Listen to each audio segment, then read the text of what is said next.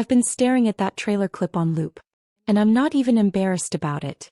You know those moments in a show where something flashes on screen for maybe 3 seconds, and your whole body just stops? That's what happened to me watching the episode 7 trailer for Outlander Season 8. Jamie and Claire, my Jamie and Claire, suddenly freeze. And the look on Jamie's face, it's not fear. It's not confusion about the war or King's Mountain or anything happening around them. Something so much quieter and so much heavier than that. He looks at her. That's what's destroying me.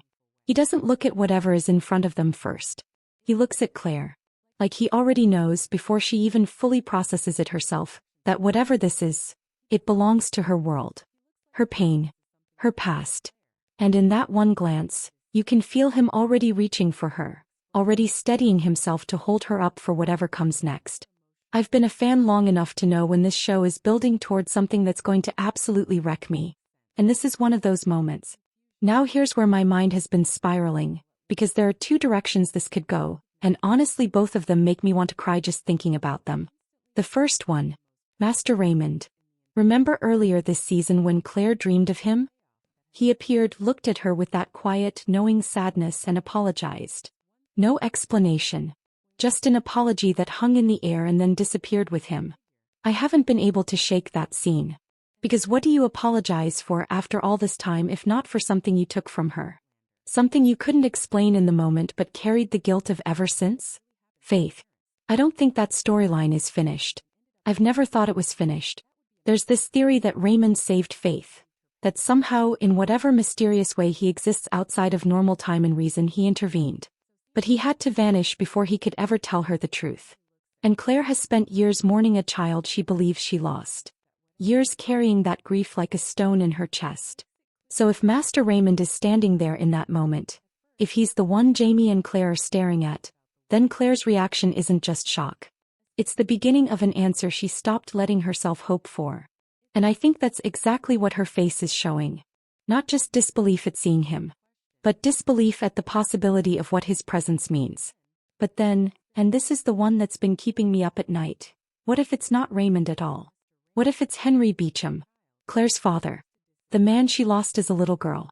The man she's believed her entire life died in a tragic accident, and whose absence shaped every single lonely, brave, searching corner of who she became. With Blood of My Blood pulling back the curtain on Claire's family, we've been given pieces of a story that haven't fully connected yet. More questions than answers. And I keep thinking, what if Henry traveled through the stones? What if he ended up in her timeline, in her world, and suddenly they're standing face to face?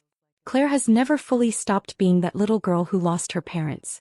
Even as a healer, even as a warrior, even as Jamie Fraser's wife and the mother of Brianna. Somewhere underneath all of it, that grief has always been there. Quiet. Unresolved. Imagine her seeing her father's face.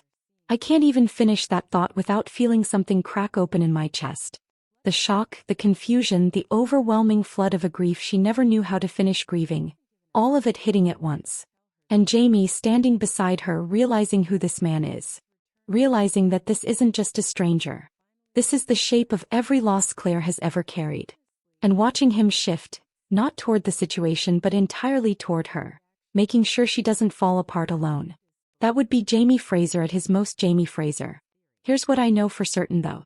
Whether it's Raymond finally coming back to give her the truth about Faith, or whether it's her father standing alive in front of her after a lifetime of believing otherwise, this scene isn't about shock value.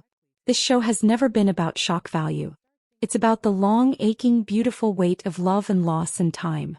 This is the show giving Claire something back before it says goodbye. And I genuinely don't know if I'm ready for it. But I also can't look away. That's always been the thing about Outlander, hasn't it? It breaks your heart so carefully that you're almost grateful for it.